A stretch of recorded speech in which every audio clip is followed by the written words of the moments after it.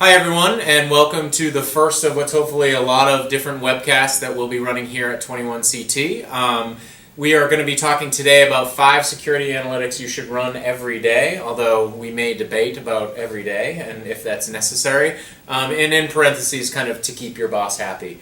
Depending on who you are and what your challenges are as you're watching this, it may actually really help you. So let's introduce ourselves quickly. I am Kyle Flaherty, VP Marketing here at 21CT and your host for this webcast. And I'm joined today by Orion Sudam, who is the Director of Product Management here at 21CT. Glad to be here. Both Orion and I have been in the security game for quite some time, probably longer than we want to admit. And my bald head tells that story. So what we're going to do, I thought I'd get that in before you got that in. All right. So the agenda today is, I'm going to give you a little update on who 21CT is for those that don't know who we are. But we're really going to focus today on evolving your defenses into more active defense. We're going to talk a lot about hunting, analytics, visibility, and all of that kind of stuff. And you can see the agenda there. And please, our emails are there. If you have any questions or thoughts after this or want to hear more on a topic, feel free to touch base with us or, of course, go to 21ct.com. So let's jump into it right now and get to it. So I'm going to spend not a lot of time on this, but I want everyone to kind of understand who we are as an organization. 21CT, we're headquartered in Austin, Texas, have an office in Washington, D.C. as well. And in fact, that's kind of our legacy is the DoD, the intelligence community. You see a lot of the logos that are on the screen now. But the R&D and the innovation that we've been doing here actually gave birth to the product that we'll be demoing in a little bit called Lynxeon. And some of our first customers of Lynxeon weren't in the commercial space, they were in the military and intelligence space. And now we're helping out companies that are in a lot of different kind of environments, all focused on analytics and visualization. And today we're going to be talking about the use of that for network security. So I think that's enough about who we are. Again, we have a website, so you can probably figure out all of that stuff there. So let's get to the meat of it. We hear a lot these days kind of about perimeter defenses and the fact that they can only do so much. And you and I have been in this industry for a long time. But when we kind of talk about this shift to a more proactive defense and whatnot, what are we talking about here? How do you kind of define this move that's going on right now from the people that you talk to? Yeah, that's right. So perimeter defenses, they are bread and butter for any network infrastructure. They are necessary, but what we're seeing is that they're not really sufficient anymore. Just turn on the television, just fire up your web browser to any news site, you are going to see on an increasingly frequent basis reports of breaches. Right. All of these companies, I assure you, have large budgets for perimeter defenses, and yet this is still happening. Mm-hmm. And so there has been a lot of terminology around advanced persistent attacks or advanced persistent threats. These are just ways of just saying that, look, attacks are getting more sophisticated, and there are ways to breach perimeter defenses pretty easily. Right. And so depending on those same systems to give you visibility into your network is just not sufficient anymore. Right. So proactive is more about let me understand, let me find out what's going on without necessarily having to rely 100% on those same perimeter defenses. Right, and this isn't a perimeter defenses are dead mentality, or we're declaring the end of firewalls and all that kind of stuff. No. The people we talk to, whether it's an analyst or a SOC manager or whatnot, they understand the use of it. It's slowing down. And in fact, in a lot of cases, and we see better products than others, they're doing an amazing job of it. It's the fact that I think there's just this, I'm feeling this tidal wave of resentment almost of I'm sick of sitting on the sidelines. And so there's become this almost personality shift for folks in security of just give me something that I can go and actually actively do. Is that something you're feeling? Are you seeing people kind of talking in this? Has it shifted the language? Yeah, definitely. The language, the attitude a little bit, if not the processes yet. We talk to SOC managers, analysts, folks who are charged with the business of defending their network and their critical assets. And there's this feeling that, we've got the dashboard, we've got all the blinking lights, we've got all these detection systems that are doing their jobs, basically, and yet we're always on our heels. We're constantly in a reactive mode. And to a man, a SOC manager will admit, I'd like to be more proactive about this. I don't want to always be on my heels. Right.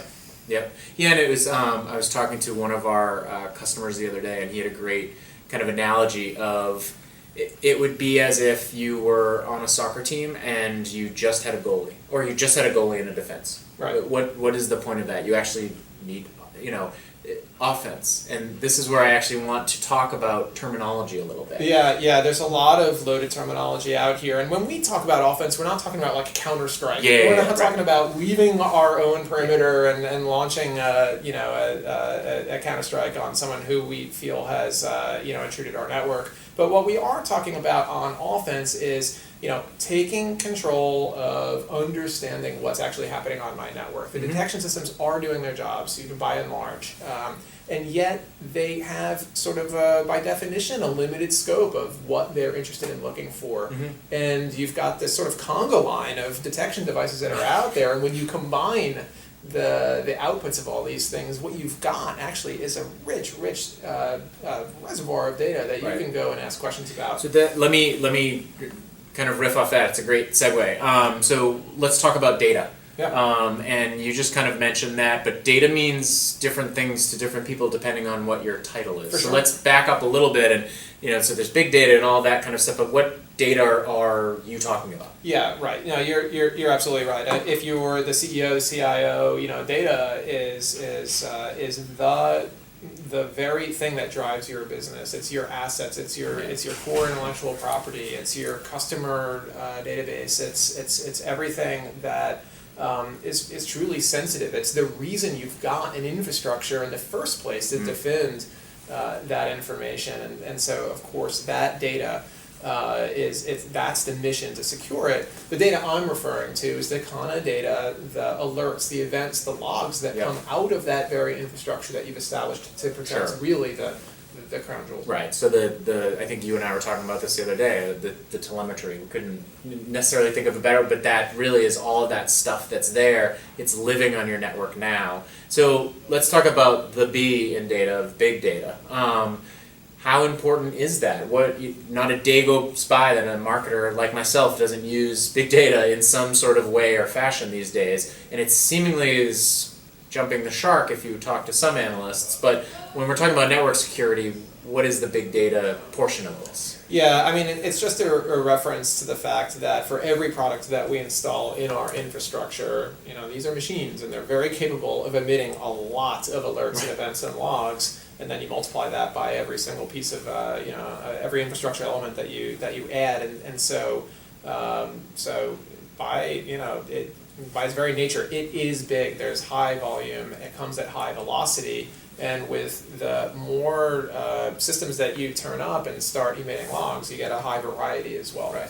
But if I'm a security analyst on the other side of this camera and I'm watching this, should I worry about the big in big data? Like, what should I actually worry about when I'm looking for solutions that do these kinds of things for security analytics and visualization? Yeah, right. I mean, and it's all a function of how big your infrastructure is and how many elements you've got participating in the creation of all these log events. But yeah, certainly if you're in the market for a system that is allowing you to ask questions of all this big data, it's got to keep up, no doubt. And part of that is just awareness of how much data really is on your network, how much telemetry is available there for analysis. And it's funny how many people don't necessarily know. Yeah. I mean, we work with a lot, and that's not. They have day jobs. They have day and night jobs at this point of trying to just keep up with everything, but asking them how much data is actually flowing across the network, even if it's NetFlow or whatnot, really difficult to get that answer. But it's important because you got to figure that stuff out. So we're brushing through data, and now we're moving kind of into the analytics part of all of this, and that will kind of set us up for the rest of the conversation. But when we say analytics for folks, and maybe I'm being too simplistic, but there's so much talk around analytics, especially in the security space. But what are we talking about when we talk about analytics? Yeah, I mean, at its core. Right. I mean, analytics certainly as a concept is not new. I mean, if anything is new about it, it's the fact that this notion of analytics is being applied to the security realm. If you were at RSA this year, I mean, that was the big theme. Right. And yet analytics have been around for a long time, just went sort of by another name. You've got these business intelligence tools and teams who are using these tools to mine massive amounts of sales data or marketing data or operations data, and there's folks who are, who their mission is to increase customer demand, increase sales, make the supply chain more efficient. Right. So proven technologies and a whole product class out there, probably multiple product classes out there to run analytics on classically big data. Yep. The newness, if you even want to consider it new anymore, is that it's now being applied to the network security world just to inform a different mission, the mission of securing critical infrastructure and information. Right, exactly. And then, we have it written down on the slide, but visualization is key. Again, it's such a loaded word, visualization. What, for you, when you talk about visualization with our customers, what are you actually talking about? Yeah, I'm going to answer that, but before I even do, I mean, I think even the even better question is a word that's pretty close. It's visibility, and you actually kind of hinted at it about 2 or 3 minutes ago when you were talking about this idea of folks don't really even know the volume of network telemetry that's happening on their network. That's just one facet of the visibility problem. Network teams, security teams, they have this, they by and large have a blind spot on their network. They can tell you some kind of basic stuff, usually at the layer 4 level, but they really can't tell they generally don't have good visibility into what's happening at the application level. Right. And that blind spot is kind of a handicap when they're trying to tune their network or to tune their security policy. And with this blindness, they kind of lose credibility with a line of business managers who are asking for reasonable security policies when they can't even tell them what's actually happening. Right. Yeah, and it does seem like, just like with analytics or whatnot, it seems as if everybody has some sort of visibility play or visualization play. So, I mean, I guess maybe that gets into why you're stressing the importance between the two. Yeah, they are different, and visualization is just one way of providing visibility, right? And so when we talk about visualization, certainly there are visualization solutions out there on the market, and they tend to be kind of simple visualizations. They're summary. They might be pie charts or scatter plots. They are giving you summary information, statistical information. Yeah, but the kind of visualization that we're talking about is considerably more advanced. Right. I guess. And we'll show some of that as kind of that as we move on there. So we've been talking about data and big data and whatever it is. We talk about where we're talking about, but at the end of the day, all right, I got all the data for you, and I want to do analytics and visualization. What's it going to do for me? I'm the security analyst who we just talked about is drowning right now. His boss is coming to him, every day with a new report, a new article, a new whatever it is. How are any of these things practically, in a practical manner, going to help me? Yep. So I'll give two answers. Because I'm selfish and I just want to know, make my life easiir. Yeah, that's right. I'll answer one sort of that's sort of tied to the organizational mission, and I'll give an answer that's really quite selfish, right? Sure. I'll go with the quite selfish one first, right? I mean, this slide that you've got showing here. From Office Space. I mean, you've got the boss, and he's also reading the press, and he wants to know, is this happening here? Yeah. And you want to be that smart guy. You want to be able to answer relatively quickly, yes or no, or maybe, but you want to have some good detail around that maybe. And chances are the answer is definitely maybe. Yeah. Right. And so. That's what visibility gives you, and that's what an analytics platform gives you, the ability to ask good questions of the data that's available to you. But stepping out from such parochial benefit of having all of this data and an ability to ask good questions of it is really to support the larger mission. After all, as an analyst, you are charged with the business of defending your network and your data. And there's kind of the classic way of doing it, which is sort of that ticket-driven, I'm going to react off of the whatever the detection systems are able to tell me, and we just suggest there's a new way, and the market is telling us there's a need for a new way, this way of proactively figuring out what's going on the network, and that's really what you get is ultimately better defense, better control over your ability to detect suspicious and malicious traffic. Right. Okay. Good point. And I built this slide because I actually felt like it came true. We talked about a lot of different things in the first kind of third of this presentation.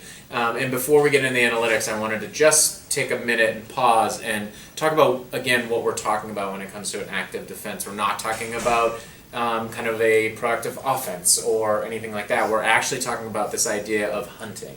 And so one question that I had for you, and it's something that we've talked about a lot here, how many people are you meeting out there when you're talking to different companies and whatnot? How many people are actually using that phrase? How many people are you seeing a kind of trend towards that? Yeah, I mean, a lot of the folks that we talk to, the analysts on the ground, they're so, they're very much sort of in this world of, I've got, I'm working off of tickets, and some folks never really kind of break out of that mindset, and that's fine. We need those folks as well, and those are maybe your gatherers. We've got hunt and gather. Yep.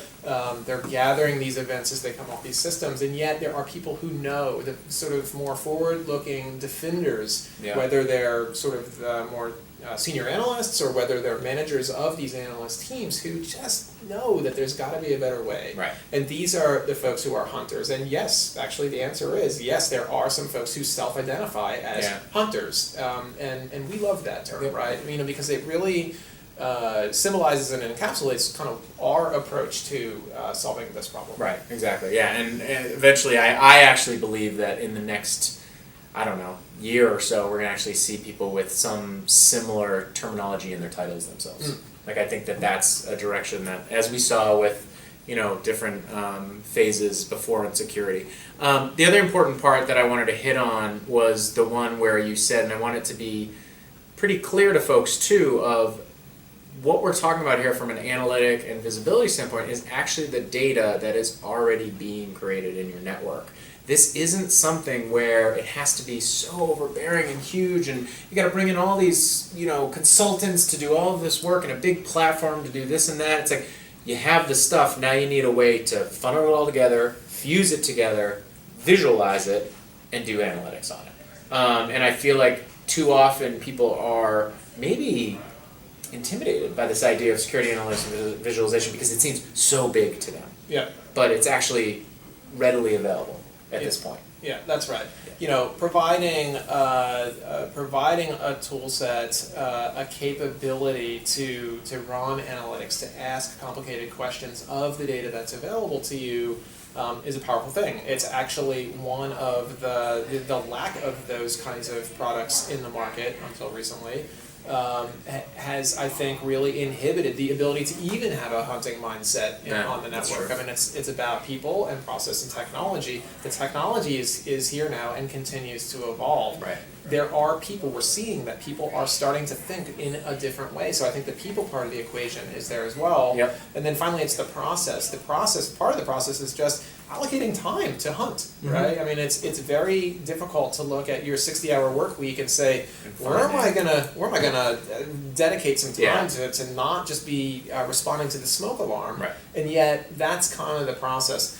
And that's kind of the process of improvement that I think you want to start shifting to, especially because you've got the people and the technology who are kind of ready. Yep. And again, it's not about get rid of your firewalls, get rid of your IPS. We're not. That's not the point here. And we're also not scrapping that sort of ticket-driven incident response mindset in the SOC. It's extremely important. In fact, it should to work run that stuff down side by side in a lot of cases. Maybe two halves of the same team. Yep. Maybe someone who's comfortable or can split time over the course of the week and operate in both those kind of modes. But when we talk about the workflow in the SOC, we're not trying to change anything. We just want to add to it. We want to give a different way. And the last point on this one, I think, is a good one, and it's something that actually we could probably refer back to during the 5 analytics as we're talking about it. But it's making sure you can recognize your high value assets and see them, so there's the visibility, but also on a regular basis running the important analytics that are going to help assure you that those high value assets are actually protected and safe at all times. And that's another part where analytics, especially automated ones, maybe the overnight variety, can really help you. Yep. Yeah. And so, all right, so let's, I think that's a really good setup for what we're talking about here around analytics in general. So let's actually talk here about 5 key analytics that you should run each day. And I guess we could probably debate each day, each week, it depends on your network, etc. But you know, before we go into all of these, like what's the main tone? What do you want to get across? Because you and I work together on these 5 key analytics, but these are ones that you really believe, if we were only going to talk about 5, and the marketing guy, of course, just wants to talk about 5, which are the ones that you wanted to do? So what, you know, why these, and why are we talking about? Yeah, right. I mean, you know, we can debate the 5, the 3, the 7, but these are 5 really good representatives, and these are all aimed to help you identify possible breach. Mm-hmm. Okay, and not only possible breach, but then can help you inform a remediation plan if you can confirm that breach. Sure. Yeah. In analytic, again, it's just a question to ask, right? It's just a structured way of asking a complicated question, or maybe not even a complicated one, but a powerful and insightful question, Right. Of the data that's available to you. And that data is coming from all different kinds of sources. It can be net flow, it can be events and alerts from... I meant to ask you, yeah, that's a good... events and alerts from your detection systems, whether they're your classic IDS, IPS, or malware detection systems. Or it could be DNS logs. I mean, there's a lot of rich data out there. You just, you know, it's available to you. Right. And so once that's there, it's about, okay, getting good questions to pull insights out of that data. Now, mind you, just like no perimeter defense product is a silver bullet, Right. an analytics solution also is not a silver bullet. You're going to run these analytics, and the idea is to narrow in or hone in on the most likely evidence. Okay. Right. Often, and an analytic will also have some human workflow behind it. Mm-hmm. You'll get some results, you know, and hopefully not tens of thousands, right? I mean, the idea is to tune these things, you know, as you get more and more understanding of what's happening on your network, you tune these things down so that when you're waking up in the morning, coming to work, now you're presented with 20 things, 20 results possibly to go through. And yet, you got to start somewhere, and that's what these analytics are about. Jumping off points. Yep. All right, cool. So, all right, so let's go through them. Data exfiltration. I mean, we're talking about data loss here, data leakage. What is the analytic? What are we trying to answer here? Yeah, that's right. I mean, exfiltration is the worst nightmare. I mean, you know, getting breached is okay as long as nothing's ever lost, right? Or destroyed. But right. I mean, but you know, the point is that, you know, it's the actual consequence of being breached that you're trying to detect and hopefully stop as quickly as possible, right? So exfiltration is one of those end games. You know, the leakage, the stealing literally of sensitive data, whether it's the customer records. And this is an analytic that you can run with just NetFlow data coming at you. Okay. And this is one I would like to run every night and right. have it ready for me to look at the next morning because we can actually, this is actually a pretty high, a low false positive type of an analytic. When you look at, for example, a lot of exfiltration happens over the web, port 80, but more likely 443 HTTPS. Yep, sure. Yep. And like we know from 20 years of the World Wide Web and the internet right. that like there's kind of this sort of natural balance ratio of inbound traffic and outbound traffic, right. and it's 6 to 1 roughly. And so you kind of expect to see that same sort of 6 to 1 ratio in your aggregate, you know, web traffic as across the perimeter. Right. And so when you start seeing sort of sort of an inverted ratio, mm-hmm. more outbound traffic than inbound, that's pretty suspicious, right? Maybe you have the kind of business like where that is your business, mm-hmm. and the nice thing is you tailor the analytic to sort of whitelist those kinds of business processes out of the question, and now you're left with the casual web surfing, and really you're looking for that 5 to 1, 6 to 1 right. ratio. If you're seeing 1 to 2 or 1 to 10, I mean, right. there is outright robbery happening. Okay, and so this analytic is built with that you know, basically all the different factors that you just said to ask those questions. But you brought up an important thing of the ability to I'm paraphrasing, but the ability to actually edit the analytic or evolve the analytic or whatever it is, super important because everyone's network's different and everyone's network today is different than tomorrow, different than the next day. That's right. So the ability to actually modify this has got to be important for any analytic, I would imagine. Yeah, that's right. I mean, whether it's our product or some other product, analytics product, there'll be a catalog, and they're all sort of starting points for these questions, and then you're going to tailor them down, and you need that ability to tighten up those responses that you're going to get back. Right, and we will actually show the analytic catalog in Linxion when we get to it. So let's get closer to that moment. So DNS covert channels. DNS obviously is talked about a lot, super important, but what is this one kind of running? Yeah, right, so covert channel, it's just kind of exploiting a well-known protocol to send over non-compliant traffic through that port. Okay. So DNS is a really popular one because every perimeter is going to have outbound DNS enabled, which is you just got it, right? And so but that can also be abused, and so you can imagine command and control channels that are leaking through port 53. They're actually not DNS at all, right?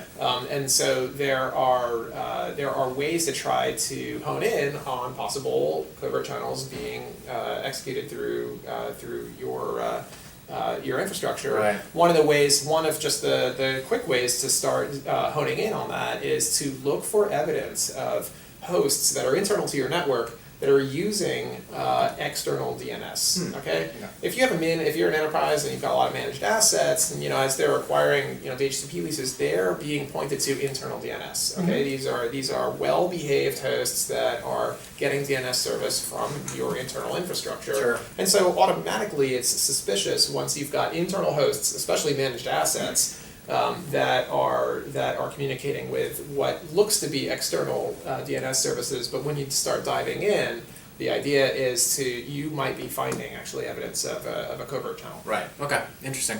And then blacklist activity. So this is a great one in terms of we're all getting, we should be getting different blacklists, threat feeds, etc. Of maybe it's paid, maybe it's not, but they're huge. How is this kind of or is this going to help me determine what I should actually look at? Yeah, and when this it comes is to the blacklist. Yeah, I mean this is slam dunk. As far as I'm concerned. I mean this is the kind of thing also that you want to run overnight. And the great thing is all you need is NetFlow really to get immediate value. And what you're looking for here, the nature of these analytics is just show me any communications with known bad hosts on the internet. Right. Right. That's what the purpose of that blacklist is. It's that listing of who today, as of this week, or it'll change next week, right? But I mean it's a hopefully a well-maintained list of who's bad out there. Right.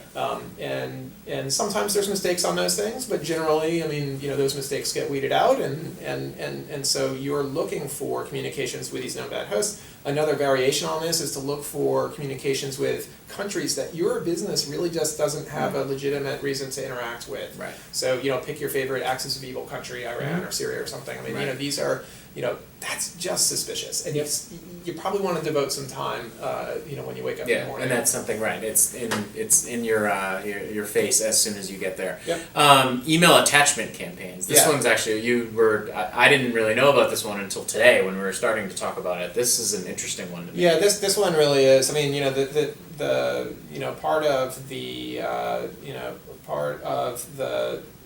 education process that the community is getting when it comes to APT is that these multi-stage attacks usually have some kind of human engineering or social engineering component to them. Sure, right. And one of the ways to do that is through email targeted email campaigns. You can call them spear phishing or just generally an email campaign. And so this analytic is basically looking for potential instances of these sort of email campaigns as they're crossing your network. Now it does assume a richer data set. You're not going to do this with just NetFlow. You need to have some kind of a sensor that is giving your analytic database view into metadata basically. Sure. The names of the email attachments, who's on the to line and the CC line, where are these emails coming from? Okay. But that's a solved problem. There are sensors for that. Right. Again, you have that data. Most likely, if you don't, it's fairly easy to get. We can make that happen, right? Yep. And then so an analytic like this, for example, might say, okay, well, show me instances where emails come from outside the organization. It's got an attachment, and it's a PDF or an EXE or an Office document, and it went to one or more users, and it might even be out of a certain list of users, sensitive users, maybe your executive team. This is the kind of thing you can run every night. Now, this is definitely not the silver bullet. Like if there was a silver bullet analytic, this isn't it, right? This implies some human analyst workflow behind it. But like, would you want to know that? Right. And it's getting to your point that you've made before of, all right, now I have a jumping off point to get home. And I'm getting active and I'm moving forward. So that's a great one. I have some ammo to at least go after this this potential issue. So the last one is malware detection extension. We're going to show a variant of this one in a second in Linxion, but kind of explain why this one's important, because I actually think it funnels up through a lot of the values that we talked about before. Right. So there are some really well-known malware detection systems out there, and a lot of our customers have them, have this installed, and they're great products, and they are doing a nice job of raising awareness as to either command and control activity or binary downloads that actually turn out to be malicious, and yet. You might not have coverage over all of your egress points and ingress points, right? You might not have 100% coverage of your network, and that could be for a variety of reasons. You're just getting started with this vendor, or maybe there's a budget scheduling issue where you have to roll it out over time, and yet you can amplify or extend the value that you've already got from that detection system by taking what you've learned, the kinds of things that it's alerting on, and then asking, am I seeing that in my uncovered areas, right? There's ways to do this, right? And it's actually pretty trivial in some cases to create an analytic, ask that question, right? And that's the kind of thing that will sort of work as a stopgap. And in fact, when you have evidence of similar activity happening in non-covered areas, it actually gives you the ammunition to go back to your management and say, it's happening here too. Can we please accelerate this process? So there's something for you, right? We just helped you go back to your boss and get more of this awesome product that you like. That's right. Because you're using another awesome product. So that's a good thing. So actually, let's just jump into kind of a version of that. And show people what we're talking about. And so I'm going to grab my laptop here and actually bring it over, and you'll be able to see the actual screen flow itself. But the first thing I wanted to show everyone was, and we've talked about the library of analytics, and so when you actually have Linxion, it comes kind of preloaded with a very large library of analytics pre-built into it, a lot of the ones that you just referred to.